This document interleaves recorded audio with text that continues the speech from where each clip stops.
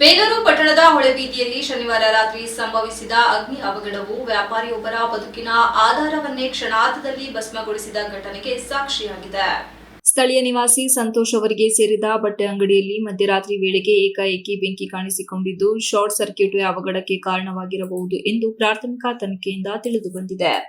ಅಂಗಡಿಯೊಳಗೆ ದಟ್ಟ ಹೊಗೆ ಹಾಗೂ ಜ್ವಾಲೆಗಳು ಕಾಣಿಸಿಕೊಂಡಿರುವುದನ್ನು ಗಮನಿಸಿದ ಸುತ್ತಮುತ್ತಲಿನ ನಿವಾಸಿಗಳು ತಕ್ಷಣ ಅಗ್ನಿಶಾಮಕ ದಳಕ್ಕೆ ಮಾಹಿತಿ ನೀಡಿದ್ದಾರೆ. ಸ್ಥಳಕ್ಕೆ ಆಗಮಿಸಿದ ಅಗ್ನಿಶಾಮಕ ಸಿಬ್ಬಂದಿ ಹಲವು ಗಂಟೆಗಳ ಕಾಲ ಹರಸಾಹಸ ಪಟ್ಟು ಬೆಂಕಿಯನ್ನು ನಿಯಂತ್ರಣಕ್ಕೆ ತಂದರು. ಆದರೆ ಆಗಾಗಲೇ ಅಂಗಡಿಯಲ್ಲಿದ್ದ ರೆಡಿಮೇಡ್ ಬಟ್ಟೆಗಳು, ಬೆಲೆ ಬಾಳುವ ಸೀರೆಗಳು, ಡ್ರೆಸ್ ಮೆಟೀರಿಯಲ್, ಫರ್ನಿಚರ್, ಕೌಂಟರ್ಗಳು ಹಾಗೂ ಇತರೆ ವ್ಯಾಪಾರ ಸಾಮಗ್ರಿಗಳು ಸಂಪೂರ್ಣವಾಗಿ ಬೆಂಕಿಗೆ ಆಹುತಿಯಾಗಿದ್ದವು.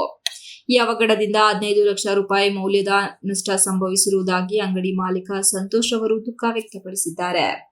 ದಿನನಿತ್ಯದ ವ್ಯಾಪಾರದಿಂದಲೇ ಕುಟುಂಬ ನಿರ್ವಹಣೆ ಮಾಡುತ್ತಿದ್ದ ತಮಗೆ ಈ ಘಟನೆ ದೊಡ್ಡ ಆಘಾತ ತಂದಿದೆ ಎಂದು ಅವರು ತಿಳಿಸಿದ್ದಾರೆ. ಘಟನೆಯ ಮಾಹಿತಿ ತಿಳಿದ ಕೂಡಲೇ ಬೇಲೂರು ವಿಧಾನಸಭಾ ಕ್ಷೇತ್ರದ ಶಾಸಕ ಎಚ್.ಕೆ. ಸುರೇಶ್ ಅವರು ಸ್ಥಳಕ್ಕೆ ಭೇಟಿ ನೀಡಿ ಪರಿಸ್ಥಿತಿಯನ್ನು ಪರಿಶೀಲಿಸಿದರು. ಅಗ್ನಿ ಅವಘಡದಿಂದ ಉಂಟಾದ ಹಾನಿಯನ್ನು ವೀಕ್ಷಿಸಿದ ಅವರು ಅಂಗಡಿ ಮಾಲೀಕರಿಗೆ ಧೈರ್ಯ ತುಂಬಿ ಸಾಂತ್ವನ ಹೇಳಿದ್ದರು. ಬಳಿಕ ಸ್ಥಳೀಯ ಸಾರ್ವಜನಿಕರ ಸಮ್ಮುಖದಲ್ಲಿ ತಮ್ಮ ವೈಯಕ್ತಿಕ ನೆರವಿನ ರೂಪದಲ್ಲಿ 50,000 ಮೌಲ್ಯದ ಚೆಕ್ ವಿತರಿಸಿ ಮಾನವೀಯತೆ ಮೆರೆದರು. ಈ ವೇಳೆ ಮಾತನಾಡಿದ ಶಾಸಕ ಸುರೇಶ್ ಅವರು, ಅಗ್ನಿ ಅವಘಡದಿಂದ ಸಂಕಷ್ಟಕ್ಕೆ ಸಿಲುಕಿರುವ ಕುಟುಂಬಕ್ಕೆ ಸಾಧ್ಯವಾದ ಮಟ್ಟಿಗೆ ನೆರವು ನೀಡಲಾಗುವುದು. ಸರ್ಕಾರದ ವತಿಯಿಂದ ಹೆಚ್ಚಿನ ಪರಿಹಾರ ಒದಗಿಸಲು ಕ್ರಮ ಕೈಗೊಳ್ಳಲಾಗುವುದು ಎಂದು ಭರವಸೆ ನೀಡಿದರು. ಸ್ಥಳೀಯ ಸಹಕಾರವು ಈ ವ್ಯಾಪಾರಿಗೆ ಬಹಳ ಮುಖ್ಯವಾಗಿರುವುದರಿಂದ ನಾನು ಸಹ ನಿಮ್ಮ ಜೊತೆ ಕೈ ಜೋಡಿಸುತ್ತೇನೆ ಎಂದು ಭರವಸೆ ನೀಡಿದರು. ಘಟನೆ ಸ್ಥಳಕ್ಕೆ ಸ್ಥಳೀಯ ಮುಖಂಡರು, ವ್ಯಾಪಾರಸ್ಥರು ಹಾಗೂ ಸಾರ್ವಜನಿಕರು ಭೇಟಿ ನೀಡಿ ಸಂತೋಷ್ ಅವರಿಗೆ ಧೈರ್ಯ ತುಂಬಿದರು. ನಗರದಲ್ಲಿ ಇಂತಹ ಅಗ್ನಿ ಅವಘಡಗಳನ್ನು ಮರುಕಳಿಸದಂತೆ ವ್ಯಾಪಾರ ಮಳಿಗೆಗಳಲ್ಲಿ ಸುರಕ್ಷತಾ ಕ್ರಮಗಳನ್ನು ಕಟ್ಟುನಿಟ್ಟಾಗಿ ಪಾಲಿಸುವ ಅಗತ್ಯವಿದೆ ಎಂಬ ಅಭಿಪ್ರಾಯವನ್ನು ಸಾರ್ವಜನಿಕ ವಲಯದಲ್ಲಿ ವ್ಯಕ್ತವಾಯಿತು. ನಾನು ಸಹ ಸಹಕಾರವನ್ನು ಮಾಡ್ತೀನಿ. ಪಾಪ ಸಂತೋಷ್ ಅವರ ಕುಟುಂಬಕ್ಕೆ ನಾನು 50,000 ರೂಪಾಯಿನ ಸಹಕಾರವನ್ನು ಕೊಡ್ತೀನಿ. ಆಹಾರವನ್ನು ಹನಿ ಹನಿ ಕೂಡಿದರೆ ಹಳ್ಳ, ತೆನೆ ತೆನೆ ಕೂಡಿದರೆ ಬಳ್ಳ ಅಂತಾರೆ.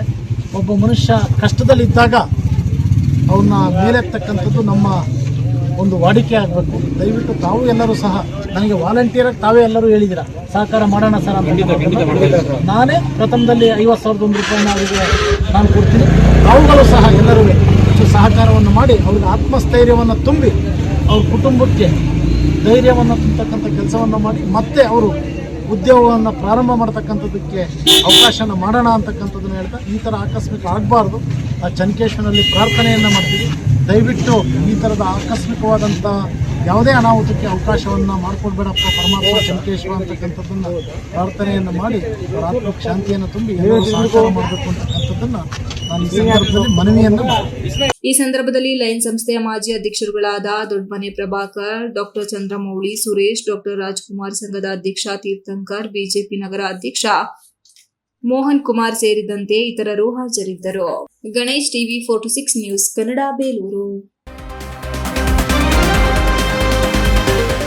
You are watching TV 46 News Kannada.